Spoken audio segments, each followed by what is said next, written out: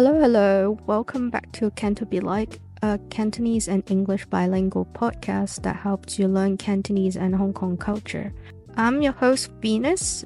I'm a native Cantonese speaker from Hong Kong but grew up around London. In the upcoming free episode, we are going to talk about getting around in Hong Kong. And for those of you that have only discovered our show, we have already done a free episode series on grocery shopping in Hong Kong. Feel free to check that out. The series usually follow a format like this. So the first episode will be a chit-chat session in English to get you up to speed of Hong Kong culture and some easy Cantonese vocabulary. And the second episode will be a listening exercise to help you recap what we have listened in English but expressed in simple Cantonese for you to learn authentic expressions. And the third episode is going to be a bilingual Cantonese and English podcast with useful phrases specific to the topic and scenario we're talking about in the week. And a bit of housekeeping I want to talk about before we dive into the content. So I am the only producer and recorder and artist, content creator, marketing people, etc. behind Can't Be Like. It's a solo gig and I'm doing it part-time as a hobby. So any input or comment will be really welcome from the community. And to help us do that, I've linked a DM me for comment and idea in the description down below. So you can just click the link and it will prompt you to your messenger app. And then you can just type in the text and I will get it. So with that said, let's get started on this week, our second week topic, getting around in Hong Kong. Alright guys, so quick poll. Raise your hand if you have ever been violently squashed between 10 people in an MTR carriage during rush hours. Welcome to Hong Kong, where public transport is brutally efficient but also low-key traumatic. Today we're gonna break down the best way to getting around Hong Kong, from minibus havocs to why your Octopus Card is a complete bliss. I gotta start with my favorite and most used means of public transport, which is the MTR. For the listener in America, this is our metro. And for British listeners, this is the tube. Basically, our underground public transportation system.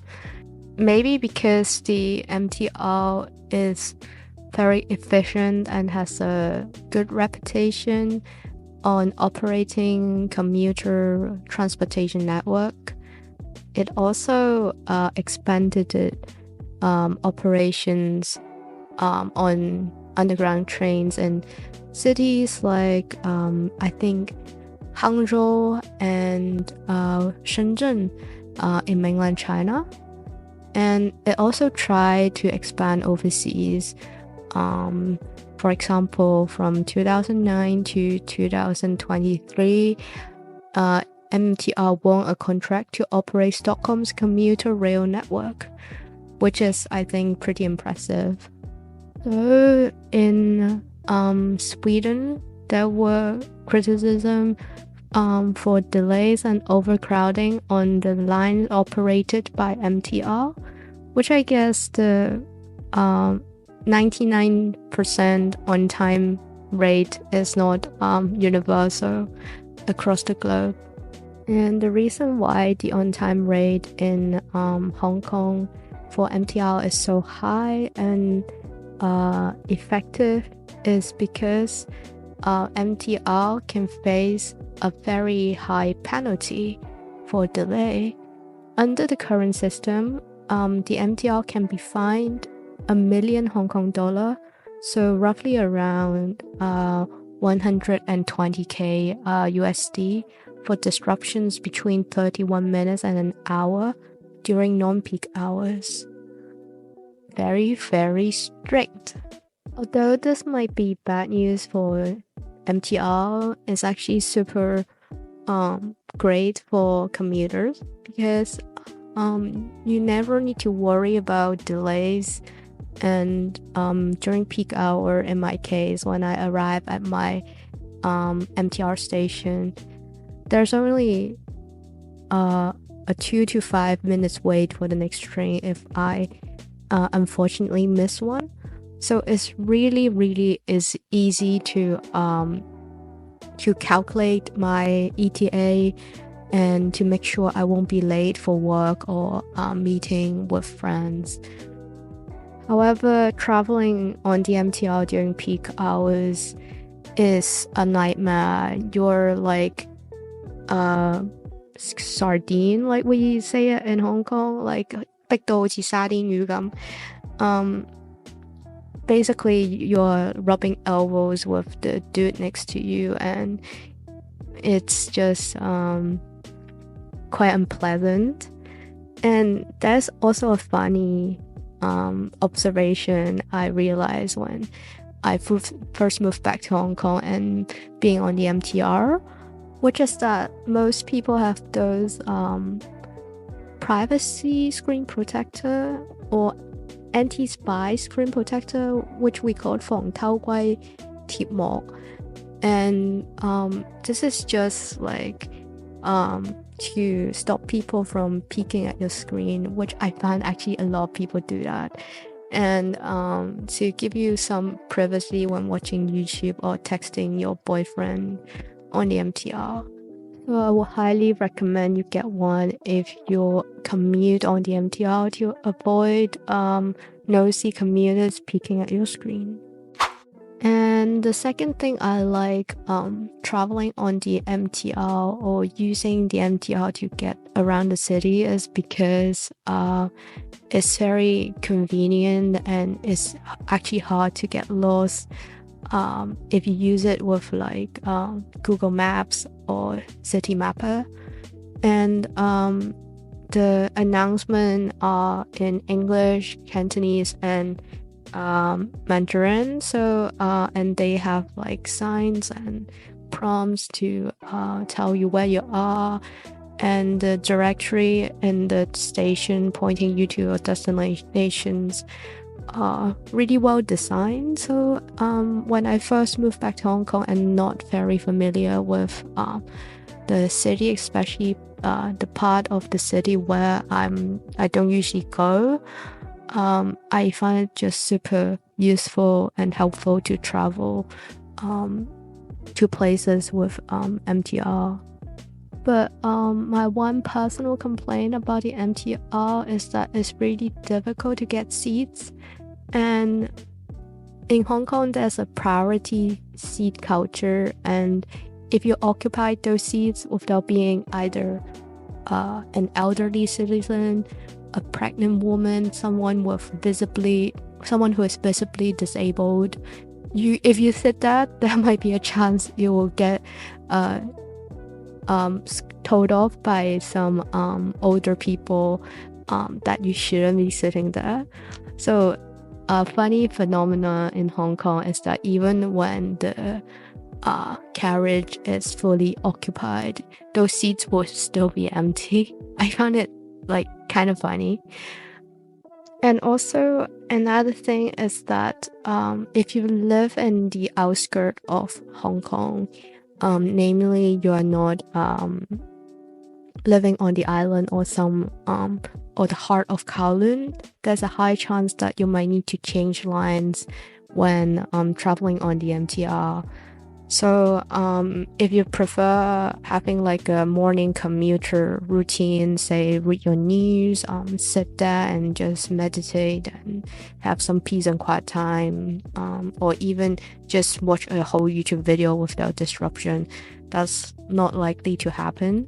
So for me personally, I try to read during my commute, and it's always hard to do that on the MTR because I have to change lines for like 2 to 3 times to get to work. And which in that case, riding the bus would be a better idea to get to work or get around the city. And another thing I like about riding the bus is that the routes are always scenic. Like Hong Kong actually has a lot of greenery and the streets are so cool with neon sign and like old buildings and skyscrapers. It's just a unique city skyline. So unlike the underground MTR, buses offer views of Victoria Harbour, like little mountain roads or old district streets, and it's really amazing to get to see the hidden parts of Hong Kong, especially if you're a tourist. And circling back to the commuting points, newer buses also have USB ports, and I think once I rode the airport bus, the seat could also be reclined, which is like so cool. And for if you're not traveling at peak hours, you can always get seats on the bus, and it's not sardine packed than MTR. And one thing that a lot of people don't know is that it's cheaper for cross-harbour trips. For example, getting from Central to Tsim Sha Tsui. It's actually much cheaper to travel on the bus compared to MTR. But obviously, traveling on the bus is more subjected to traffic jams, so the time is less predictable. But one thing the government does, the transport department does to optimize this issue is to design bus lanes that are exclusively used by buses so that the mass public transport, people on the public transport get to places quicker than normal cars, which I think is very fair and should be adopted in more places. And coming to the next point, there is actually one public transport a lot of local people take on a daily basis, but a lot of non-Cantonese speakers are a bit intimidated by, which is the minibuses, which we call siu ba in Cantonese. The minibuses are very common, especially in new territories, to get you to the very remote and distant locations of the district. Not usually people who take those minibuses are living in the district and so very familiar with the surrounding. That's why they don't have, I repeat, they don't have an announcement system to tell you which stop is the next. So you just have to look outside and decide it's time to get off. Once the minibus is approaching your stop, you need to yell lo to the driver, and then he will put his hand up as like a sign of acknowledgement to say, yeah, I heard that and I will stop. Although some newer minibuses have buttons to let you, like a bell to let you ring, more like a button. I don't want to be misleading, not a bell, like a button with a stop sign, like those bus stop, like the stop buttons on the buses. So you can press that and you're set.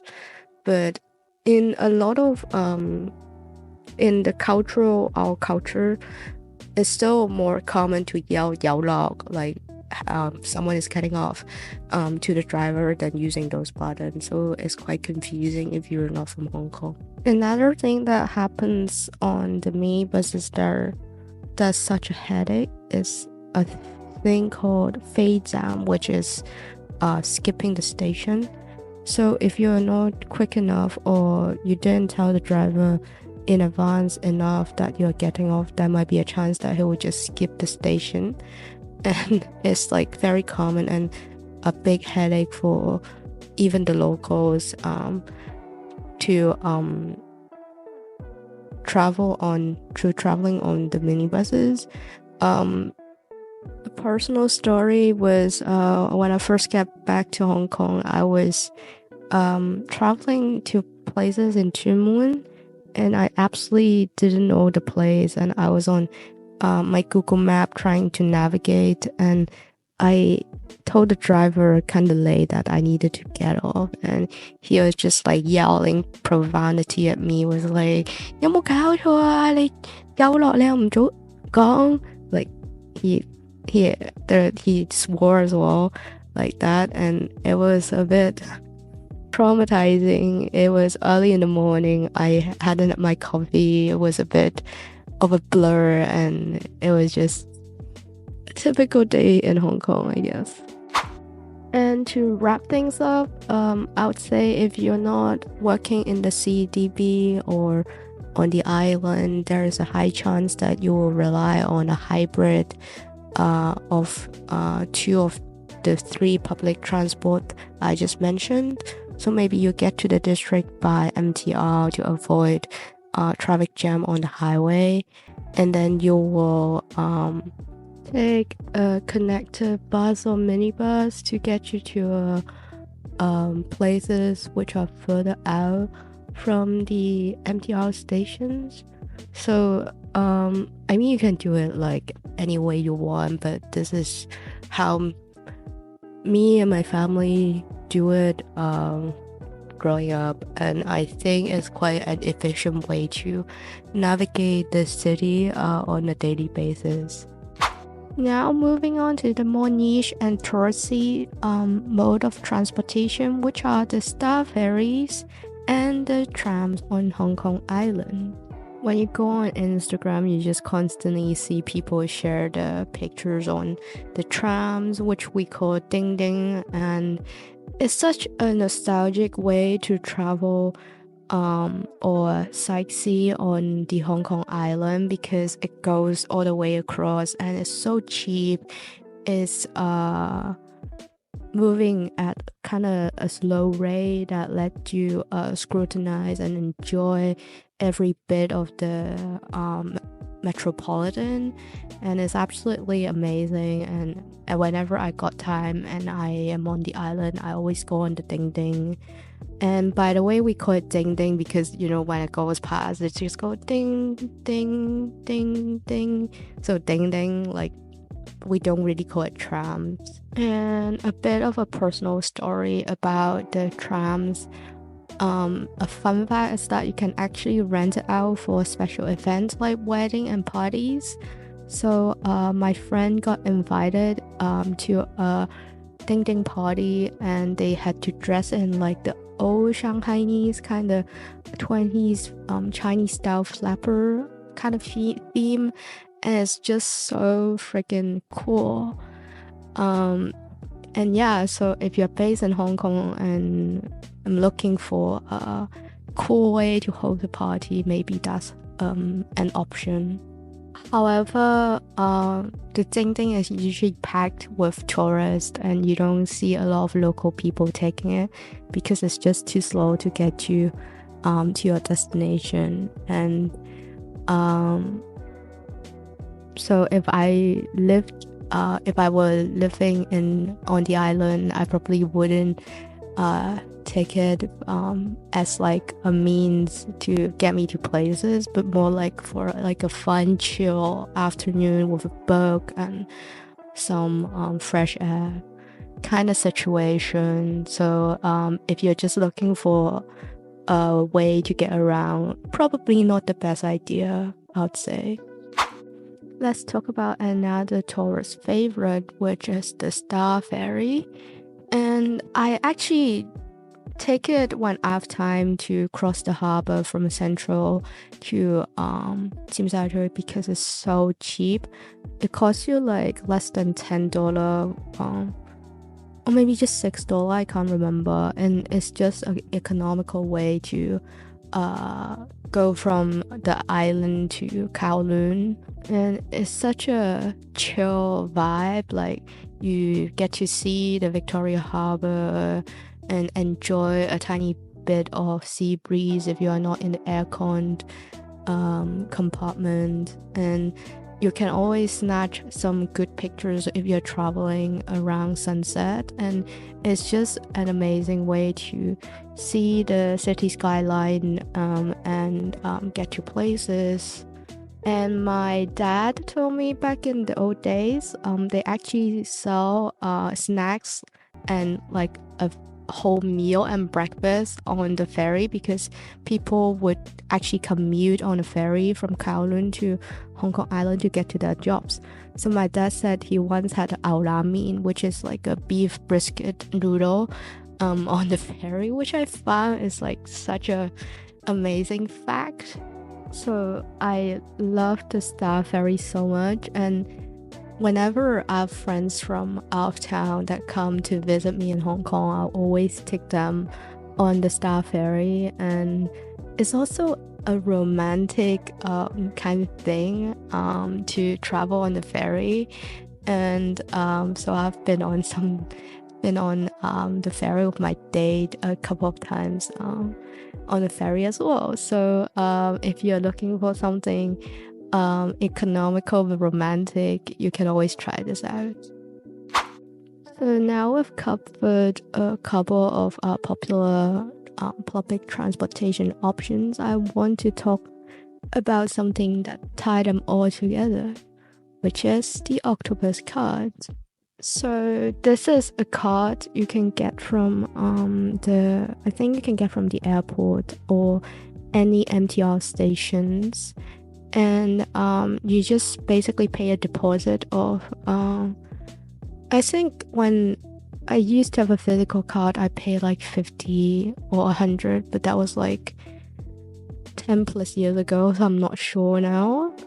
But you pay a deposit, and then you top up a certain amount, and you just simply tap it at the turnstile, and then you're good to go. And on other transportations like buses, minibuses, trams, ferries, you can use it no problem, and it's easy to top up at those places, especially with a station, though you can't top it up at the bus stop or on the bus. So make sure you do have enough balance on your card when you travel. I actually want to tell you a bit about the tap in tap out business of the Octopus Card on different transportations. So on the MTR, you tap in when you get into the gates, and you also tap out when you get out of the gate when you arrive at your destination, and they will just calculate the distance and stops you have traveled and deduct the amount from your card.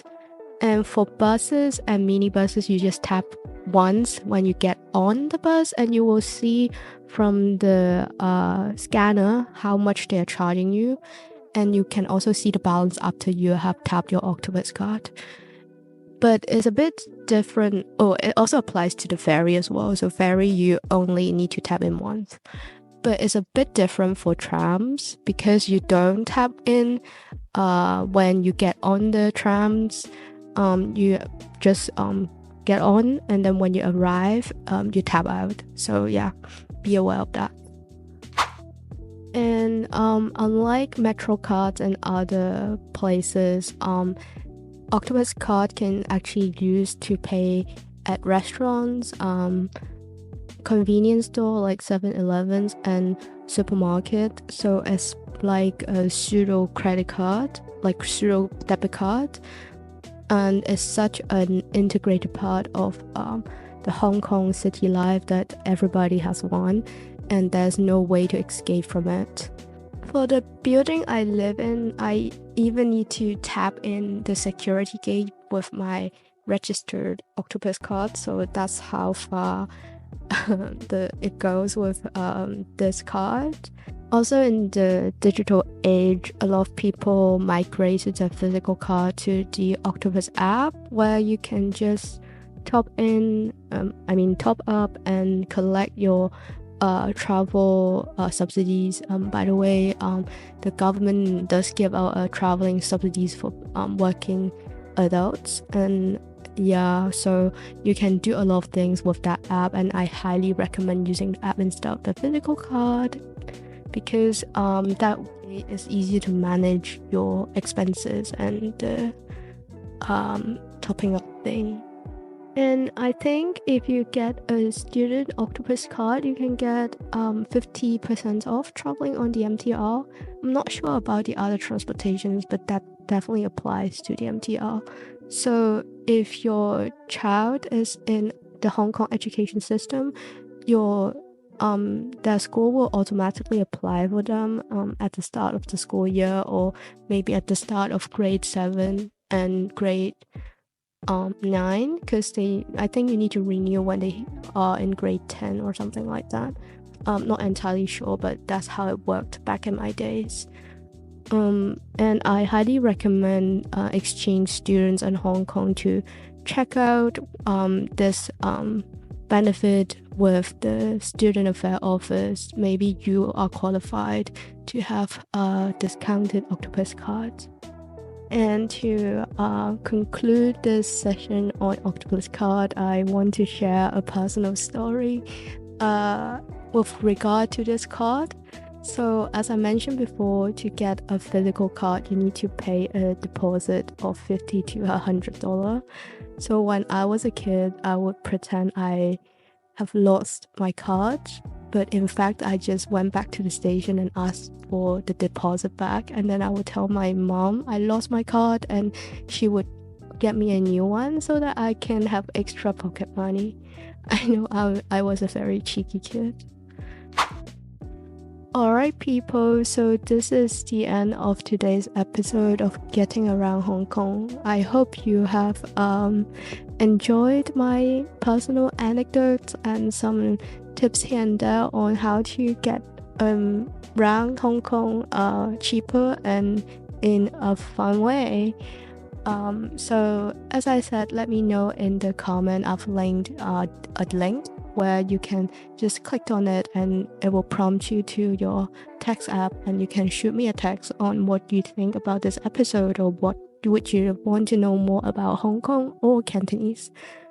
With that said, have a good week, and I'll see you next week. And next week topic would be let me check my note. It would be Hong Kong work culture, and we shall talk about the Hong Kong workplace. Alright then, I'm very much looking forward to it. Take care and see you next week. Bye.